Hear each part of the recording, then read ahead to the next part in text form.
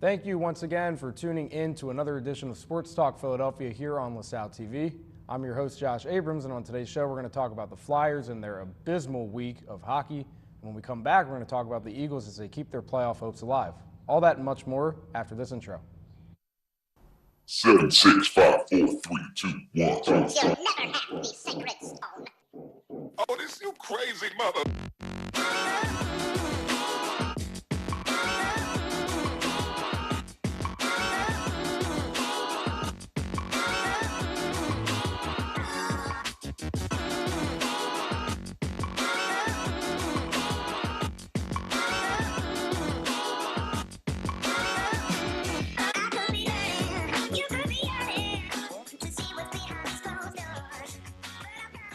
And welcome back. As usual, I have an amazing panel on hand with me today to discuss some Flyers. Sam Brown and Tyler Small join us to talk some Flyers. Once again, I'm your host, Josh Abrams. And guys, you talk about a roller coaster season. We're at the low point right now, and the Flyers have just been absolutely struggling recently. They cannot put together a consistent winning streak, as we saw in bits and pieces so far this season. Sam, let's start with you. What is it right now that is causing that record to show up on the slide? Toxicity I mean, that's the best way that I can put it, just given that they get blown out by Buffalo, get blown out by Toronto, and then they had that collapse versus Ottawa. You saw you saw that one bright spot in that game against New York, but just winning one game every so often doesn't help you win in the National Hockey League, which is what they need to do. And the chemistry, I feel like maybe this chemistry is falling apart, and that can be leveraged on the coaching staff, the front office, the players, everyone involved. Tyler, your feelings so far? It really does fall on everyone, like you said. Yeah. It is a toxicity. 1-5-1, as you said in the last game. After a commanding win against the Blackhawks, and on the last show, we were just talking about how they were the best team in Philadelphia right now compared to all the other sports we talk about. But it does fall on everyone. It's been third period collapses or third period comebacks and an overtime collapse in this week, and that just goes down to coaching more than anything else. The players have played the same. They're still putting up the goals. Goalie situations been better, but been worse. It's right in an average point right now, but it falls all in the coaching. Yeah, and I'm glad you guys brought up those points because we have two major aspects of this team to talk about right now. And let's start off with the one that we've been talking about probably for as long as I've been on this show, and that's the goaltending. I mean, we'll talk about the coaches in a little bit because that's something that we all can sound off on. But this goalie situation, if it wasn't bad before, it's horrible at this point. I don't really see the logic behind putting Calvin Pickard on waivers because you knew immediately that he was going to get picked up by somebody. He wasn't great, but it certainly was not on him, the fact that he was giving up 3 or 4 goals a game because half of them weren't his fault. And I would say he's been the best goalie on this team so far, given the situation with Brian Elliott on and off injured reserve, which is where he's at right now, unfortunately for him. Michael Neuwirth is made of glass, so Pickard's already a more viable option right there. And like you said, I don't see any reason for them to have placed him on waivers either, given that he's really been their best performer in nets so far. Does this indicate to you guys that a Carter Hart appearance is looming very soon? If anything, it almost puts it away because Pickard was somebody that they really needed to work with. He was that secondary guy who, as you say, he's back and forth Elliott on the injury reserve. He's also on and off with his playing ability, with his skill set. So Pickard was a guy that could really go in there and just clean up every couple of games when he's tired on a road stretch, for example, or something. And now that they've lost that, they're trying out other guys. Stolarz did not have a good game, of course. Neuwirth just struggles with injuries and just in the net. And if anything, it doesn't look like they're going to try with Hart if they're not going to try with somebody that's already more established like Pickard. So let's figure this out real quick. So they put Pickard on waivers. He's gone now. Sam, you said it best that Neuwirth is made of glass, and Brian Elliott is just old, and he's just not really the solution for this team. So how much trust, if any, do we have in Anthony Stolarz? Not a lot. I didn't think he was going to be anything special when he was coming up through the system, and he showed us the other night that he's not a superstar. He won't be one it just doesn't make any sense to have placed Pickard on waivers and then bring this guy up. Tyler, how do you feel about Stolars going forward? Same exact way. They need to pick up somebody that's actually already an established name. If they don't have that coaching that can really produce goalies and turn them into household names, they need to go out and get one that's already been established. If they're going to go with this electric offense, who, even though they are in a losing streak right now, there's been no lack of offense. They're only shut out in one of the games. They're still getting big numbers from everyone. Cortier's been playing a lot better. Konechny's been on a hot streak lately. It's all in the goaltenders right now, and it's time to pick up someone new.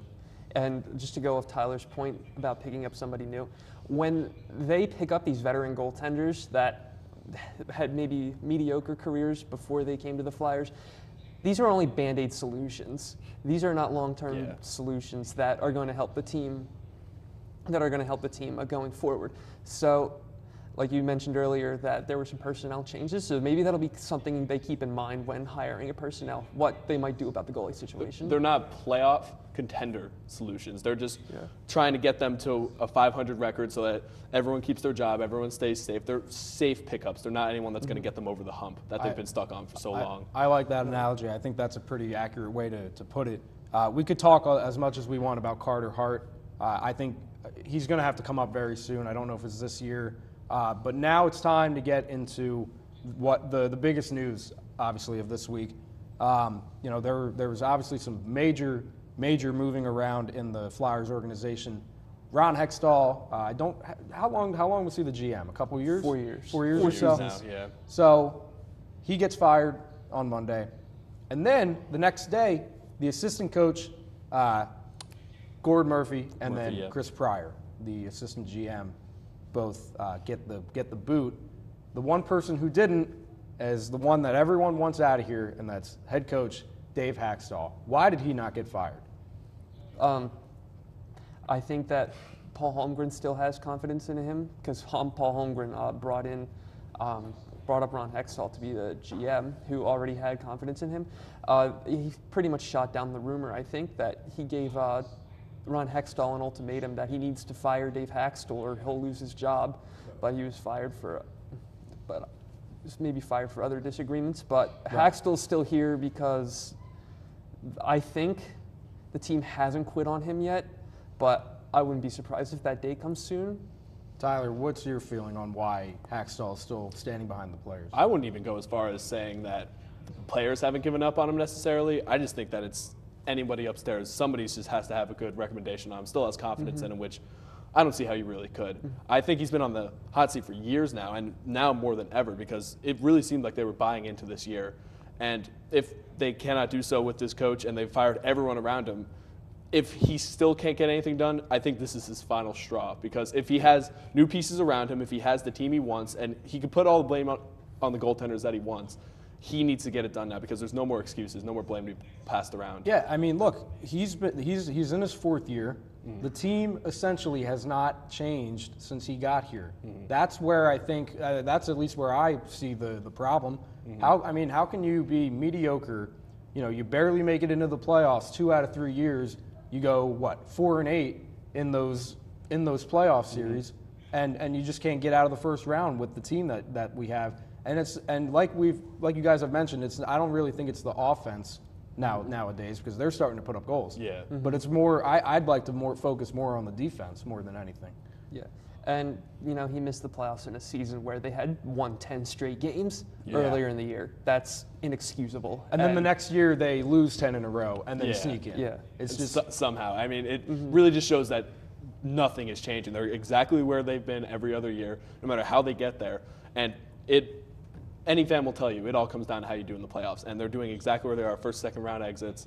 And it, again, is on the defense. Their offense has been electric right now. They have been all season, really. Yeah. And it's just been not only on them, but it's on the defense, too. Yeah, it's just it's rough. Sam, did you want to add something? No, before? go ahead. Okay, yeah. So it's just we got to add it. We got to get Carter Hart up here. He's got to get older, and obviously that just doesn't happen overnight. It's going to be really rough these next couple of weeks because if we look ahead at the schedule real quick, I think 4 out of the next 5 games or so, they're on the road. Yeah, 5 of the next 6 are on the road, and they're West Coast road trips too, which Now we always remember what difficult. happened the last time they went on a West Coast road trip. Yes. So Somehow they heated them up, but the number one game that they're going to have to go against is Buffalo right now on a franchise high, I would say, winning streak. Somehow they're just electric. and right when now. was the last time you got to say that, right? It's just it's Before I even knew crazy. hockey. It's crazy how hockey works, honestly. But we're going to take a quick commercial break. That's going to do it for Flyers talk. When we come back, we're going to talk some Eagles. Stay tuned. Tell me you didn't watch the Phillies game last night. You know, unfortunately I did, and it was just so heartbreaking to see the first 8 batters strike out. Claude Giroux hasn't done anything for this organization. I'm confused. You're doing an internship in sort of marketing and production, right? I really can't believe that Ben Simmons won't be dropping 3s on the court this year. Hey, Tanya, I know you're really busy, but could you tell me who the Sixers play on October 28th? Doctor, in order for the Eagles to win this week, they're going to need 250 passing yards from Carson Wentz. We're going to need 100 yards rushing. I don't care who it is. We're going to need a lot of good production from our tight end and wide receivers, and I'm going to need 5 interceptions from Malcolm Jenkins. Yeah, Mom, look, I know the money situation isn't good right now, but I promise you Travis Konechny's going to have a breakout year. Hey, I declined to the top of Mount Everest to find Nick Pavetta's ERA. Sports Talk Philadelphia. We talk nothing but sports all the time. Welcome back, and Jack Rohr joins the panel today. And look at that, he's wearing a green shirt. I love it. All right, guys, let's get right into it. The Eagles finally pulled out a victory. They got absolutely smoked. Did we get a chance to talk about that? We might have.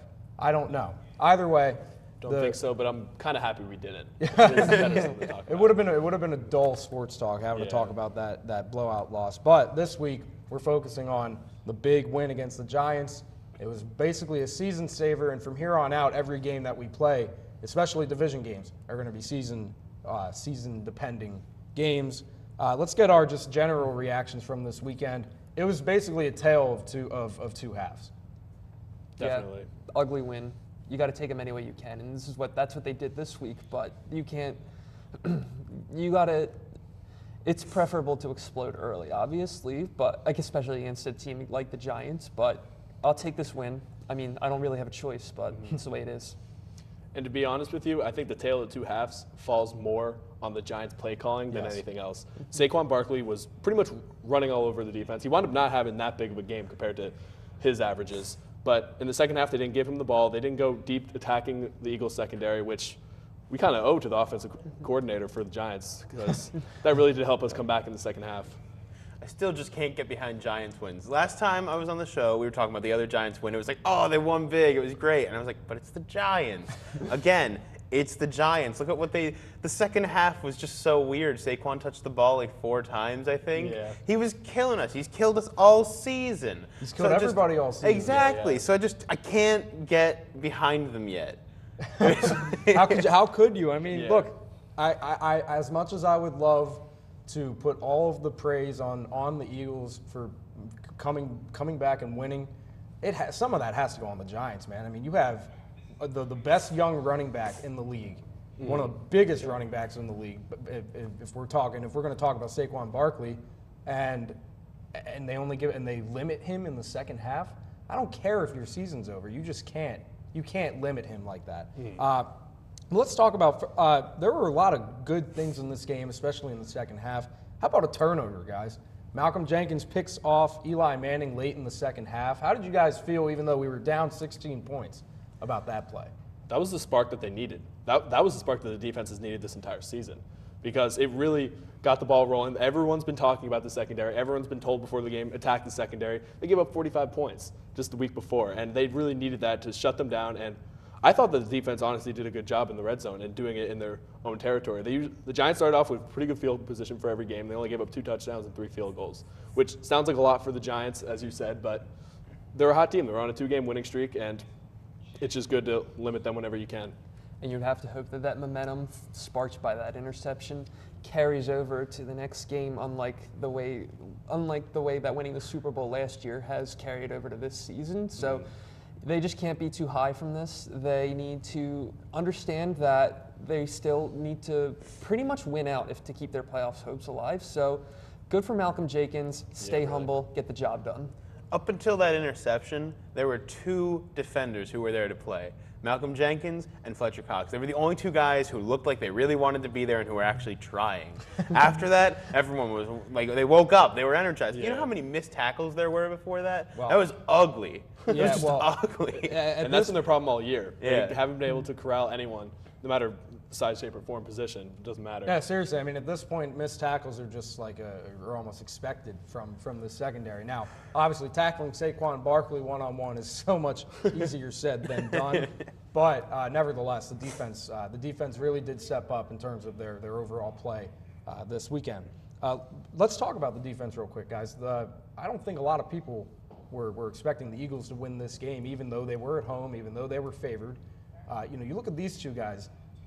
Crayvon LeBlanc and Trey Sullivan. Trey Sullivan had been with us for a little while, but Crayvon LeBlanc wasn't on the team 3 weeks ago. And these two guys alone did basically shut down the Giants. Now, again, we talked about Pat Shurmur and the Giants really playing a big role in that. But does this give you any confidence in these young guys?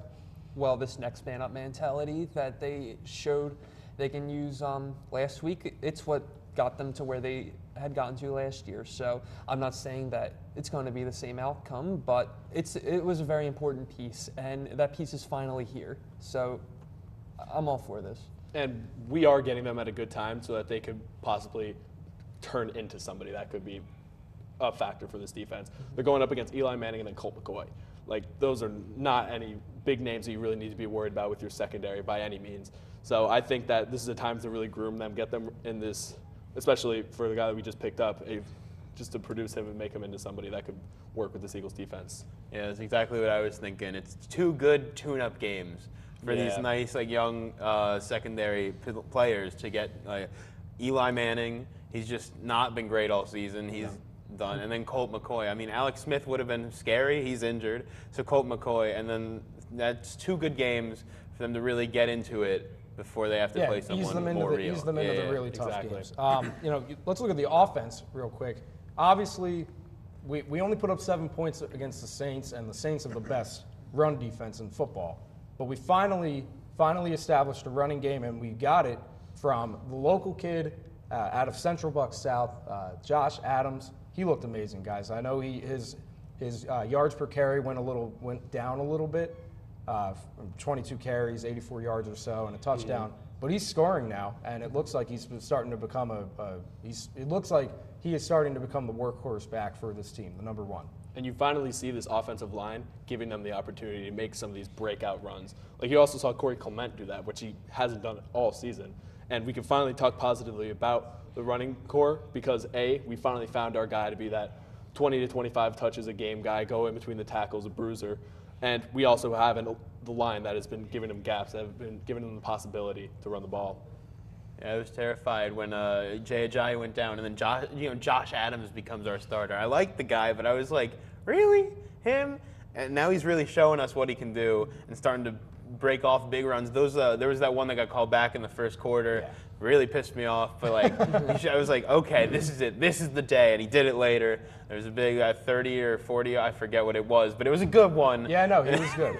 This kid's got grit, and that's what it takes to be successful in the National Football League. And the story of the backup, it's not always a pleasant one, but this kid is showing week in and week out the past couple games that he can get the job done. Yeah, absolutely. And I love that the Eagles finally have faith in him. He's an undrafted rookie and I still don't understand how he went undrafted. He went to Notre Dame and he put up Heisman-like numbers for them. So it's just amazing to me that we were able to sign him. And the other thing I don't really understand about the running core is why Smallwood was just pretty much disregarded. I thought he was better than Clement all year. And right. He was just he's almost been disregarded.